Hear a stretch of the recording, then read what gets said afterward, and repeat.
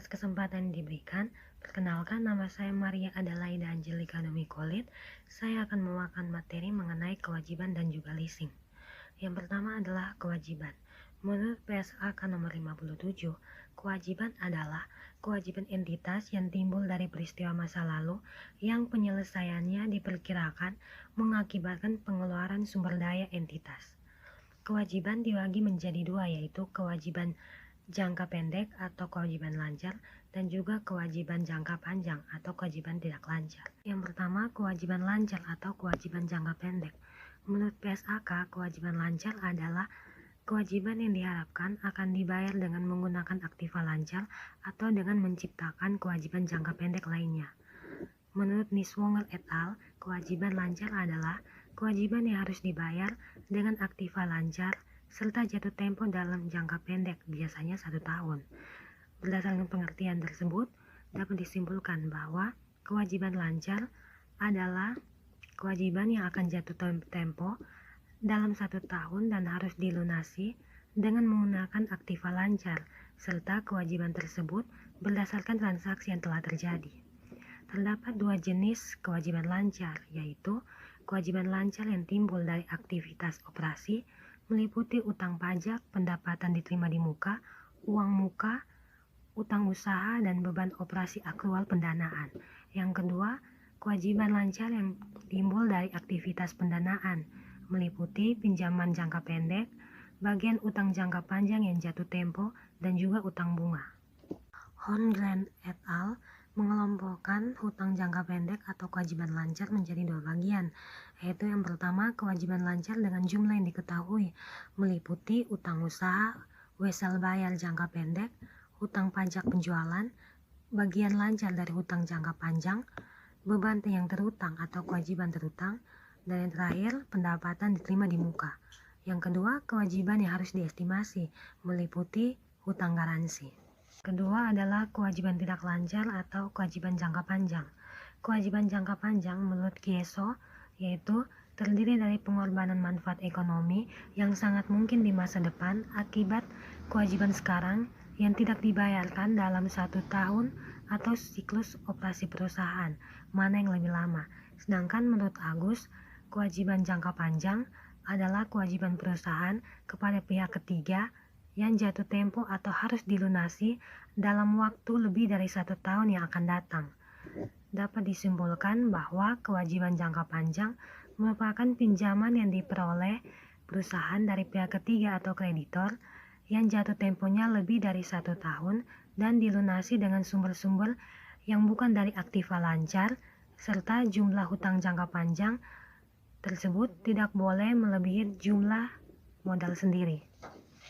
Selanjutnya adalah jenis-jenis hutang jangka panjang. Yang pertama, hutang obligasi. Obligasi merupakan jenis hutang jangka panjang yang paling umum dilaporkan pada neraca perusahaan.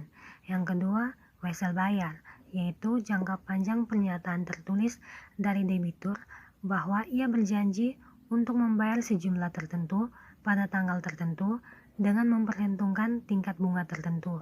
Yang ketiga, hutang hipotek, yaitu hutang yang dijamin dengan aktiva tetap tertentu, atau hutang jangka panjang di mana pihak pemberi pinjaman diberi hak terhadap suatu barang tidak bergerak agar bila pihak debitur tidak memenuhi kewajibannya, barang tersebut dapat dijual dan hasil dari penjualan tersebut dapat digunakan untuk menutup tagihan. Yang keempat, hutang sewa guna usaha, yaitu hutang yang diperoleh dari perusahaan leasing untuk pembelian aktiva tetap dan biasanya dicicil dalam jangka panjang. Yang kelima, hutang bank jangka panjang, di mana pinjaman yang diterima perusahaan dari sebuah bank dalam jumlah yang besar dan jangka waktu pelunasannya lebih dari 1 tahun. Yang keenam, hutang bunga, yaitu jumlah bunga yang harus dibayar perusahaan atas pinjaman jangka panjangnya. Selanjutnya, analisis kewajiban.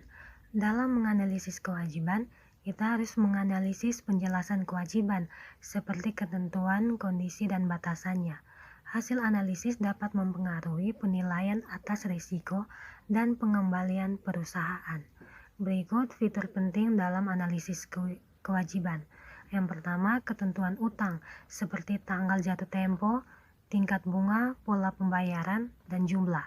Yang kedua, pembatasan pemakaian sumber daya dan pelaksanaan aktivitas bisnis. Yang ketiga, kemampuan dan fleksibilitas untuk memperoleh pendanaan selanjutnya. Yang keempat, kewajiban untuk modal kerja perbandingan utang terhadap ekuitas dan ukuran keuangan lainnya. Yang kelima, fitur konversi kewajiban yang bersifat difusi. Yang keenam, larangan atas pembayaran atas dividen. Selanjutnya, leasing atau sewa guna usaha.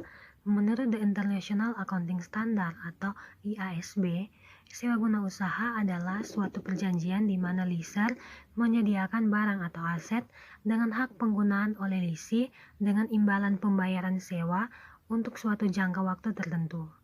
Selanjutnya, klasifikasi dan pelaporan sewa guna usaha. Lessee mengklasifikasikan dan mencatat sewa guna usaha sebagai kapitalis jika pada saat terjadinya transaksi tersebut memenuhi minimal 1 dari 4 kriteria. Yang pertama, terdapat transfer kepemilikan aktiva kepada lessee pada akhir masa sewa guna usaha. Yang kedua, terdapat opsi untuk membeli aktiva pada harga murah.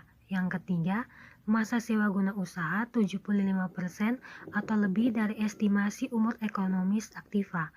Yang keempat, nilai sekarang pembayaran sewa dan pembayaran sewa guna usaha minimum lainnya sebesar 90% atau lebih dari nilai wajar aktiva dikurangi dengan kredit pajak investasi yang ditahan oleh leaser. Selanjutnya, pengungkapan sewa guna usaha. Perusahaan harus mengungkapkan komitmen sewa guna usaha di masa depan untuk capital lease dan operating lease yang tidak dapat dibatalkan. Pengungkapan ini berguna untuk tujuan analisis. Perusahaan mengklasifikasikan seluruh sewa guna usaha sebagai operating lease dan menyediakan jadwal pembayaran sewa di masa depan dalam catatan atas laporan keuangan. Selanjutnya, analisis sewa guna usaha. Yang pertama, dampak operating lease. Walaupun standar akuntansi memperbolehkan metode alternatif untuk mencerminkan perbedaan ekonomi yang mendasari transaksi sewa guna usaha, pilihan ini sangat sering disalahgunakan oleh lease yang memberi dampak pada laporan keuangan, yaitu yang pertama, operating lease menyajikan kewajiban lebih rendah dari seharusnya dengan tidak menyajikan pendanaan sewa dalam neraca. Yang kedua, operating lease menyajikan aset lebih rendah dari seharusnya. Hal ini dapat meningkatkan rasio tingkat pengembalian investasi, terutama rasio perputaran aset. Yang ketiga, operating lease menunda pengakuan beban dibandingkan dengan kapitalis.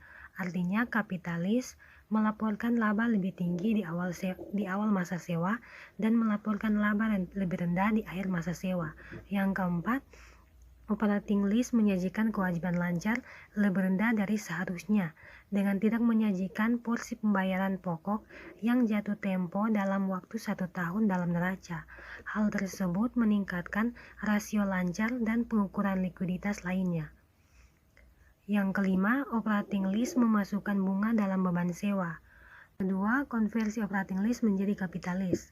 Langkah-langkah mengkonversi operating lease menjadi kapitalis adalah yang pertama, menilai apakah klasifikasi operating lease masuk akal. Yang kedua, menentukan estimasi nilai sekarang kewajiban operating lease. Yang ketiga, menentukan nilai aktiva dan kewajiban sewa guna usaha.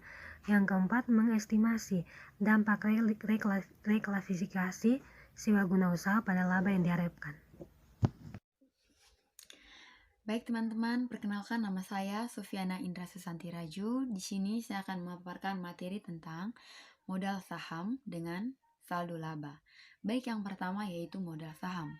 Pengertian dari modal saham sendiri merupakan saham yang diterbitkan kepada pemegang ekuitas sebagai pembayaran atas aset dan jasa.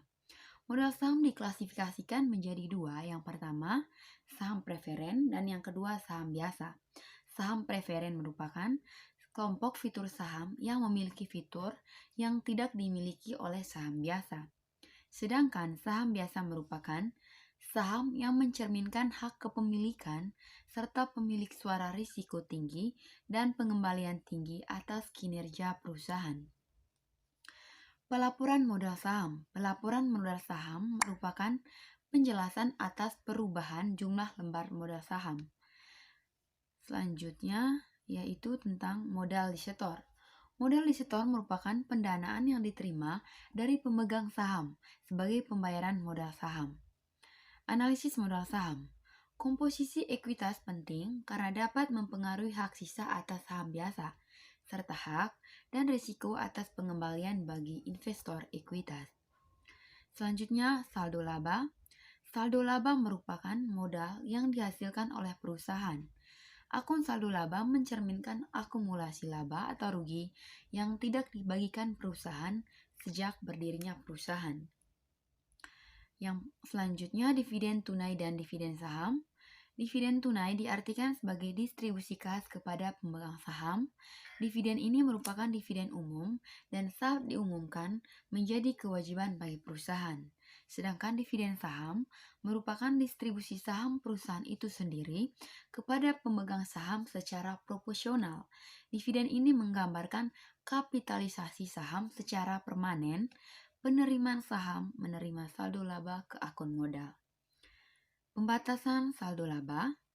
Pembatasan saldo laba dapat dibatasi pembayaran sebagai akibat kontrak perjanjian, seperti pinjaman atau melalui tindakan dewan direksi. Selanjutnya, pembagian anak perusahaan pemegang saham dapat mengambil satu atau dua dari bentuk yang pertama, spin-off, yaitu distribusi saham anak perusahaan kepada pemegang saham sebagai dividen aset dalam anak perusahaan dikurangi saldo laba. Atau yang kedua, split-off, yaitu pertukaran saham anak perusahaan yang dialami anak perusahaan yang dimiliki oleh pemegang saham. Investasi anak perusahaan dikurangi dan saham yang diterima dari pemegang saham diperlakukan sebagai saham yang ditarik kembali. Terima kasih atas waktu yang diberikan kepada saya pada bagian yang saya dapatkan, yaitu contoh kasus. Di sini saya akan menjelaskan contoh kasus tentang laporan arus kas, dan yang di sini saya menggunakan metode langsung, yaitu metode yang menggunakan arus kasnya atau cash flow yang berasal dari kegiatan operasional yang diperinci menjadi arus kas masuk dan arus kas keluar, yang nantinya akan diperinci kembali menjadi beberapa jenis penerimaan ataupun pengeluaran arus kas dari perusahaan. Untuk contohnya, saya mengambil contoh kasus dari perusahaan ABC, laporan cash flow untuk tahun yang berakhir pada 31 Desember 2016 dalam mata uang rupiah. Di mana untuk teman-teman bisa melihatnya di makalah yang sudah kami buat di bagian terakhir untuk laporan arus kasnya. Teman-teman bisa melihat di situ arus kas yang berasal dari kegiatan operasional, yaitu kas yang diterima oleh pelanggan adalah 800 juta, yaitu dikurangi dengan kas untuk memilih persediaan, kas untuk membayar biaya operasi, kas untuk membayar biaya bunga, kas untuk membayar pajak, yang hasilnya adalah 550 juta rupiah. Dan dikurangkan dengan arus kas yang terima dari pelanggan, yaitu hasilnya adalah 250 juta rupiah. Dan itu merupakan aliran kas bersih dari kegiatan operasional dalam perusahaan. Untuk berikutnya, aliran kas yang berasal dari kegiatan investasi adalah 60 juta, kas yang masuk yang berasal dari penjualan investasi adalah 150 juta, aliran kas yang bersih untuk kegiatan investasi. Untuk mendapatkan hasil dari sini, dikurangkan dari kas masuk dan juga dari kas keluar, di mana 60 juta dikurangi dengan 150 juta, hasilnya adalah 90 juta. Dan itu merupakan aliran kas bersih untuk kegiatan investasi. Untuk berikutnya, aliran kas dari kegiatan keuangan adalah kas yang diterima dari penjualan saham adalah 200 juta. Lalu dikurangi dengan kas untuk membayar dividen, kas untuk membayar utang obligasi, yaitu 25 juta dan 115 juta, yang sisanya adalah 150 juta. Dan untuk hasilnya paling akhir, yaitu hasil pengurangan dari arus kas yang terima dari penjualan saham dan juga hasil dikurangi dari untuk dividen dan juga obligasi adalah 50 juta. Untuk pada bagian akhirnya adalah bisa diketahui untuk kenaikan kas adalah 210 juta, saldo kas pada awal tahun adalah 50 juta, dan juga saldo kas pada akhir tahun adalah 260 juta. Dan itu merupakan contoh dari metode perusahaan, metode garis langsung. Untuk berikutnya, untuk materi tambahan yang saya akan sampaikan yaitu solusi dalam merancang arus kas yang ideal bagi bisnis yang akan dijalankan, yaitu yang pertama, kita harus membeli dan menjual barang secara tunai. Terus, beli barang dengan tempo, jual dan juga tempo beli secara tunai. Lalu yang ketiga adalah beli barang dengan tempo panjang, tetapi jual dengan jangka tempo yang singkat agar barang cepat laku. Dan juga untuk berikutnya adalah kita harus selalu menjaga arus kas selalu positif, yaitu adalah menetapkan budget, amati aktivitas kas, dan tingkat penjualan. Oke, untuk sekian dari saya penjelasannya. Terima kasih.